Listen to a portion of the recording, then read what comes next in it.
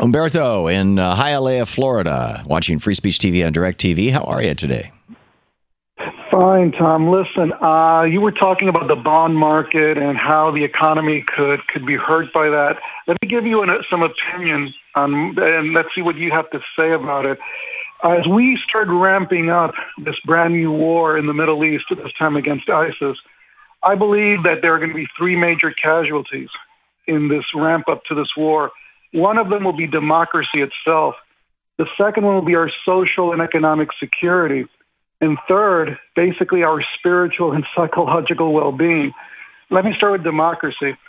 As people begin to, as you're seeing it, people are full of fear, paranoia, insecurity. This is the prime environment for the rise of authoritarian leaders, right, and right-wing extremist parties. Right, which is why Donald Trump's hardcore rhetoric is actually going over well. Exactly, and I think that, let me tell you, people need to wake up and realize ISIS does not have to defeat us on a battlefield in order to win. ISIS probably is already winning if we give up on our democratic values. And I'm seeing that not only in Europe, but also here. Secondly, our social and economic security. As a nation starts diverting more and more of its precious resources towards a major war, especially a war that could last many, many years, especially in a country like ours that doesn't have much of an industrial or manufacturing base left, our economy could suffer, especially the social and domestic needs of our people. I mean, talk about austerity ramped up like never before. And thirdly, our spiritual and psychological decency. We always talk about ISIS and the threat of Islamic fundamentalism, but guess what? Right here in the U.S., we have 60 to 70 million fundamentalist Christians who are more than ready for a crusader holy war against Islam.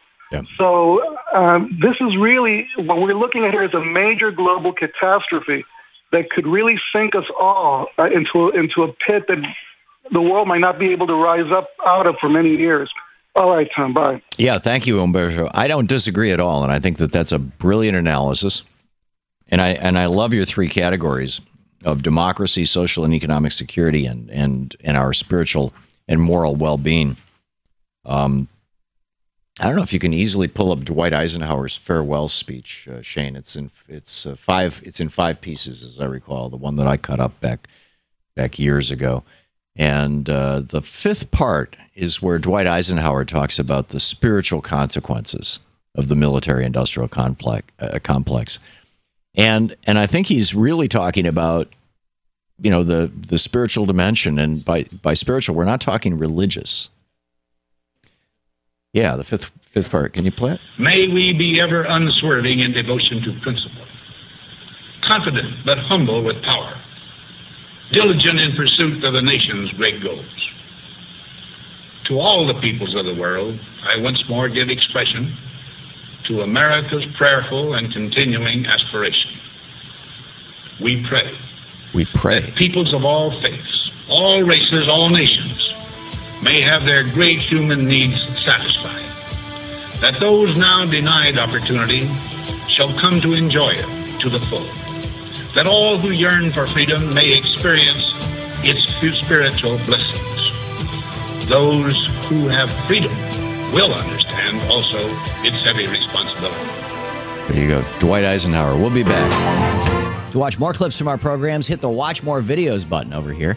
And please be sure to hit the handy-dandy subscribe button so you'll always be up to date. Tag, you're it.